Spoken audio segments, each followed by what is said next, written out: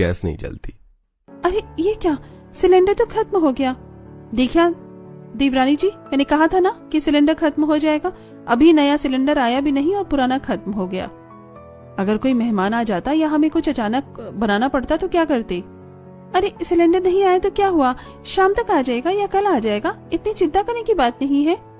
तभी रामलाल बाहर से आते हैं। अरे बहू, सिलेंडर अब जल्दी नहीं आने वाला है। क्यों बाबूजी, क्यों नहीं आएगा? हमारे गैस एजेंसी में सिलेंडर आया ही नहीं है, सब बुकिंग कैंसिल कर दी गई है। अभी वहाँ सिलेंडर की सप्लाई ही नहीं है। यह सुनकर काजल चौंक जाती है और नीलम परेशान हो जाती है। बिना गैस सिलेंडर के काम कैसे चलेगा? नहीं, गैस सिलेंडर तो बहुत जरूरी है। मैं अभी गैस स्टेशन जाकर पूछती हूँ।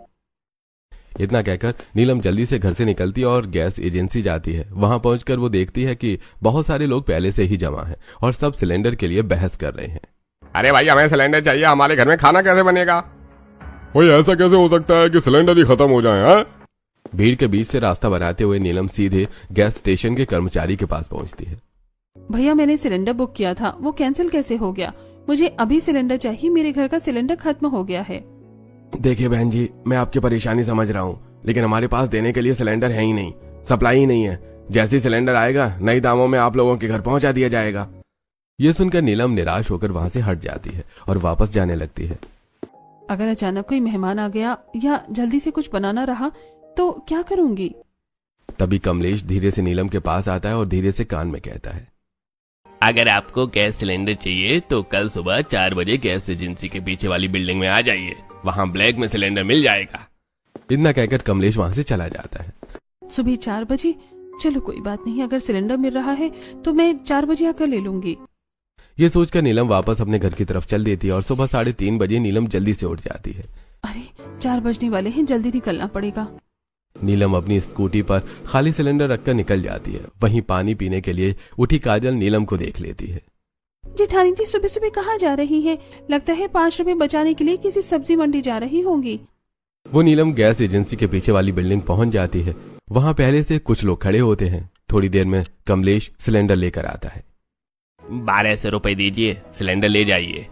कई लोग 1200 रुपए देकर सिलेंडर लेकर चले जाते हैं। नीलम मनी मन सोचती है, 800 का सिलेंडर 1200 में दे रहा है, मैं तो सस्ते में ही लूंगी। आपको भी सिलेंडर चाहिए तो 1200 रुपए दे दीजिए। 800 का सिलेंडर 1200 में? मैं तो 200 रुपए नहीं दूंगी। अरे इतना कम मुझे नहीं देना। सोच लो, मैं अगर बता दूंगी कि तुम यहाँ गैर कानूनी तरीके से ब्लैक में बेच रहे हो सिलेंडर तो तुम्हारी खैर नहीं। मेरे पति पुलिस वाले हैं।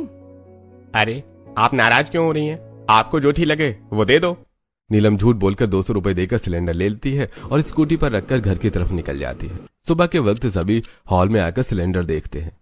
अरे बहू, ये सिलेंडर कहाँ से आया? सिलेंडर तो कैंसिल हो गया था ना? हाँ भाभी, हमारे रेस्टोरेंट का भी सिलेंडर कैंसिल हो गया था, आपको कहाँ से मिल गया?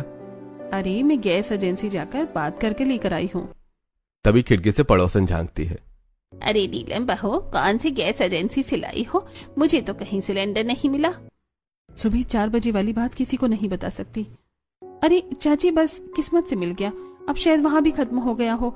और राघव, जरा ये सिलेंडर लगा दीजिए ताकि बच्चों के लिए मैं नाश्ता बना सकूं।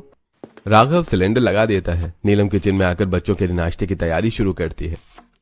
देखिए देवरानी जी, ऐसे काम करेंगे तो गैस कम लगेगी। पहले आटा गूंथ लिया करो, सब्जी भी काट ली है और अब सब्जी भी चढ़ा दी और साथ साथ रोटियां सेक लूंगी। इससे गैस की बचत होगी और दोपहर और रात का खाना चूल्हे पर बनाएंगे। नया सिलेंडर आ गया, फिर भी इनकी बचत की आदत नहीं जाती। कौन चूल्हा फूंकने जाएगा? मैं तो गैस पर ही खाना बनाऊंगी। खाना तैयार होने के बाद नीलम गरम तवे पर दाल रख देती है ताकि वो भी गर्म हो जाए।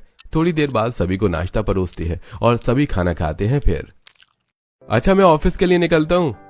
मैं भी रेस्टोरेंट जा रहा हूँ। सभी अपने अपने काम पर निकल जाते हैं और नीलम बच्चों को स्कूल लेकर चली जाती है। तभी काजल, जेठानी जी बच्चों को स्कूल छोड़ने गई है, वहाँ से सब्जियाँ लेकर नीरज को होटल पहुँचाकर फिर आएंगी। तब तक मैं सिलेंडर पर दोपहर का खाना बना लेती हूँ, वरना जेठानी जी चूल्हे पर खाना बनवाएंगी। काजल किचन में जाती है। आते ही गैस चूल्हा जला देती है और आटा गूंथने लगती है। चलो जल्दी से आटा गूंथ कर पूड़ियाँ बना लेती हूँ। काजल कढ़ाई में तेल डालकर गर्म होने रख देती है। इतने में वो आटा गूंथती है, तेल उबलने लगता है। फिर वो पूड़ियाँ तलती है। पूड़ियों के बाद वो सब्जियां काटती है, पुलाव बनाती है और आखिर में गुलाब जामुन की चाशनी भी चढ़ा देती है। काफी देर तक गैस जलती रहती है। तभी नीलम सब्जियां लेकर घर लौटती है। देवरानी जी,